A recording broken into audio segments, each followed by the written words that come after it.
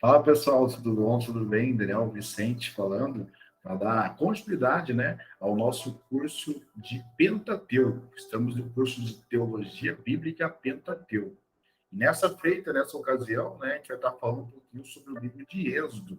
Só relembrando, no módulo passado a gente falou sobre o livro de Gênesis, tendo como alvo, digamos assim, a introdução do livro de Gênesis e também os pontos principais, né, de cada bloco, no caso, de artigos e de capítulos que falam sobre um personagem específico. Então, a gente explorou ali o livro de Gênesis no módulo passado, e nesse módulo específico será o módulo que vai traçar o segundo livro bíblico, o livro que conta a história, né, a narrativa sobre Moisés, e também que mostra a trajetória do povo indo do Egito para a região de Canaã. Então, já quero te convidar a poder redobrar a sua atenção agora, para que a gente possa estar caminhando junto na graça, no poder e no conhecimento de Deus. Só para elucidar um pouquinho mais, vou estar compartilhando aqui juntamente com vocês uma tela que vai falar um pouquinho sobre essa questão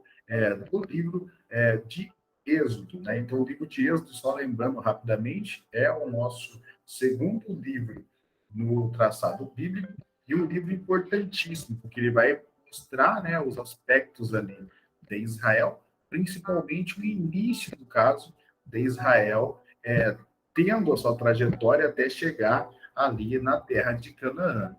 Só passando alguns pontos aqui para a gente poder localizar o de Êxodo e lhe dar sequência na aula de hoje. Então, o livro de Êxodo, né, o segundo livro, eu vou chamar a sua atenção primeiramente para esse mapa, que é o mapa ali do Oriente Médio, né, do Crescente Fértil, nesse contexto agora do livro de Êxodo.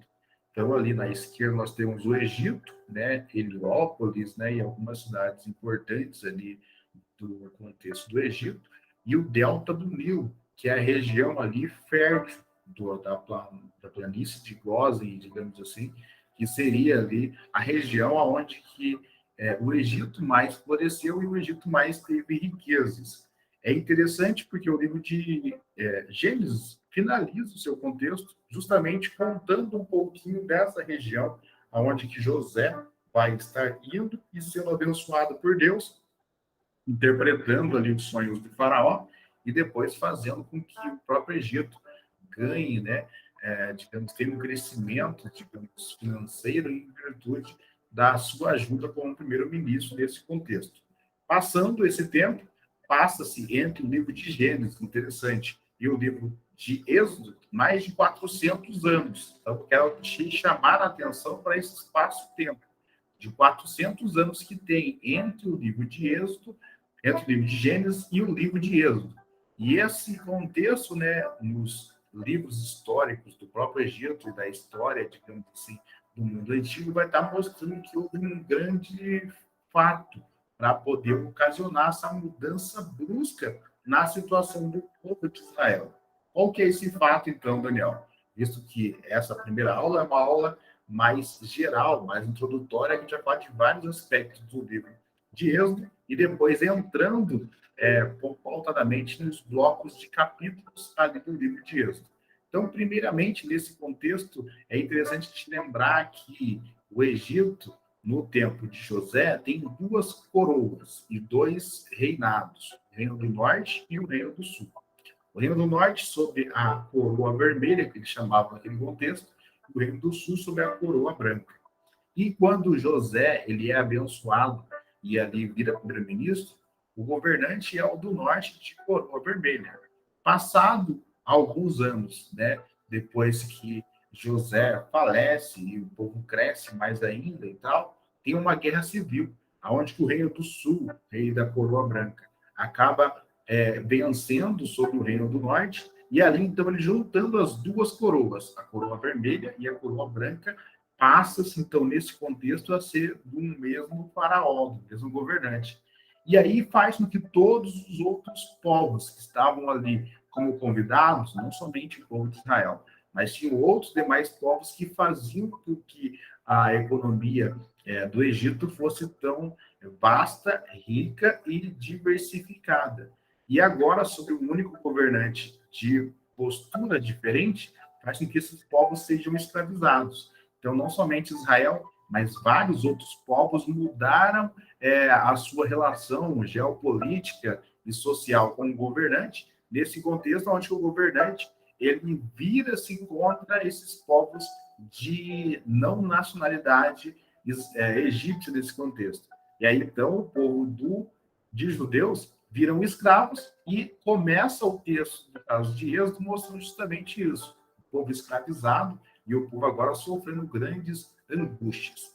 Esse mapa é um mapa rico e interessante porque durante todos os outros demais textos, Êxodo, Levíticos, Números e Deuteronômio, nós estaremos falando sobre esse mapa, porque repete várias vezes vários feitos, a jornada de Israel até chegar à Terra Santa. Então, a cidade inicial ali, a Ramsés, seria a cidade principal naquele contexto, aonde que Moisés acaba começando a trajetória do povo, de trazer o povo até Canaã.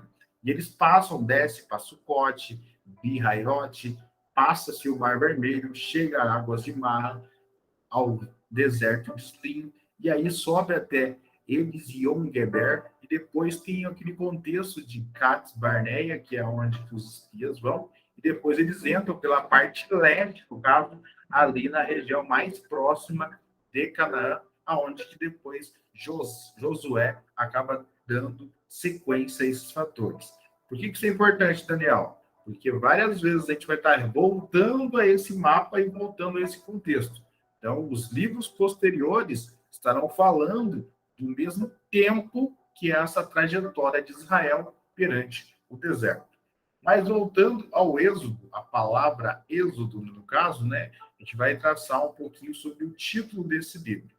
No hebraico, aparecem as duas primeiras palavras, Helen e Shemot. O que é isso, Daniel? Nesse contexto, as duas primeiras palavras, né, mostram o título dos livros. Por isso que lá no texto de Gênesis é Bereshit, porque a primeira palavra, Bereshit para Elohim, primeiro versículo, a primeira palavra Bereshit é no princípio. Daí, traduzida essa palavra para o grego, Gênesis, e depois para o nosso português, virou Gênesis. Isso nós já explicamos no módulo anterior. Agora, no livro de Êxodo, tem uma traçada diferente, porque as palavras em original são estes os nomes, a tradução, e Helen Shemot, no caso o nome, no caso do hebraico, mas para o livro de Êxodo foi dado um título visto ao fato mais importante, que seria ali a saída e a partida, no caso do povo de Israel, do Egito para Canaã. Exodus, que foi o nome, no caso no grego, colocado para esse livro, foi também, como já falamos em aulas anteriores, uma questão ali de o texto do original hebraico, de toda a Bíblia hebraica, agora ser traduzido para a língua grega através da versão da Septuaginta, que é chamada versão dos 70, onde que Alexandria tinha grande biblioteca ali, a Biblioteca Alexandria, e daí um dos governantes quis, né, ter o seu exemplar em língua grega do texto do Antigo Testamento em hebraico. Então, ele encomendou para 70 pessoas ali, anciões ali de Jerusalém, para que pudesse fazer essa compilação. Isso é importantíssimo, porque daí fez com que esse texto, que era somente dos judeus, né, um texto religioso dos judeus, fosse agora conhecido por demais povos e através da língua grega, que era a língua oficial, digamos assim, do Império de Alexandre o Grande, fez com que outras demais pessoas também tivessem o conhecimento desses fatores que somente o povo de Israel conhecia. Então, dito isso, né, explicado esse contexto do título, a gente pega e dá sequência, no caso, aos próximos pontos ali, vendo a questão da autoria e data, primeiramente, né? A questão da autoria, né, é inconfundível, até o próprio texto várias vezes faz menção e renota essa autoria do próprio Moisés, né? Toda a tradição, quando eu falo tradição, é a questão da Igreja Católica e a Igreja Evangélica e também as cristas, então, nesse sentido, terem um comum acordo, onde que Moisés é o autor desse texto e também dos textos posteriores, no caso de Êxodo, Levíticos e Deuteronômio. Na sequência, vemos o tema. Qual que é o tema, Daniel, principal desse texto, então, que a gente vai estar estudando desse modo? O tema principal é a questão da redenção, né, que expressa a libertação do povo de Israel da escravidão do Egito. Então, o povo estava escravizado naquele contexto e agora Deus levanta alguém para poder estar libertando esse povo, trazendo essa salvação para esse povo, trazendo essa redenção, ou seja, trazer a existência novamente do propósito que Israel foi colocado. Então, Israel foi colocado ali para ser aquele que vai espalhar o amor de Deus perante o mundo. E nesse contexto, estão sendo oprimidos. E Deus redime, então, esse povo, né? Ou seja, traz de volta a essência para com o povo de Israel nesse contexto. E o esboço que a gente vai estar entrando pautadamente em cada uma das aulas posteriores, nós estaremos especialmente estudando alguns grupos de textos. Então, agora só um vislumbre rápido sobre um norte que nós traçaremos perante as outras demais aulas. Então, a escravidão é alvo do primeiro e do segundo capítulo, que é o período que o povo, né, viveu essa opressão sobre os egípcios. E, na sequência, vai ver a redenção, do 3 até o 15, que é o período em que Moisés, no caso ali, começa essa libertação definitiva dos laços com o Egito, até chegar ao cume, né, da morte do exército egípcio ali dentro do Mar Vermelho. A gente vai estudar, né, capítulo por capítulo, como que se deu essa transformação, como que se foi, que ocorreu esses fatos, as 10 pragas, qual que era o alvo, o que estava escrito, o que estava ali por detrás daquele contexto na mente dos egípcios, na mente dos judeus que estavam enfrentando aquela situação. Adiante, capítulo 15 até o capítulo 19, a gente vai ver Deus educando o povo, ou seja, mostrando através das orientações e também das lutas que o povo acaba enfrentando no deserto, e Deus ensinando e corrigindo o povo sobre algumas questões de postura do próprio povo perante Deus e perante a sociedade nesse contexto. Consagração. Capítulo 20, 23, mostra exigências feitas ao povo separado para servir a Deus. Deus coloca ali, em vários discursos, né? Então, ali Moisés, ele vai receber de Deus, em várias vezes que ele vai para com o monte de consagração, justamente com Josué, e ali ele recebe orientações e repassa para com o povo. Então, nesse contexto, mostra ali algumas dessas orientações quanto à consagração.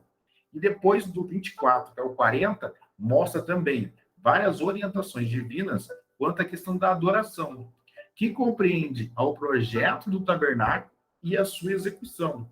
E não somente o tabernáculo ali, que Moisés já está compilando, fazendo juntamente com o povo de Israel, mas também as bases, digamos assim, de todo culto perante o Antigo Testamento.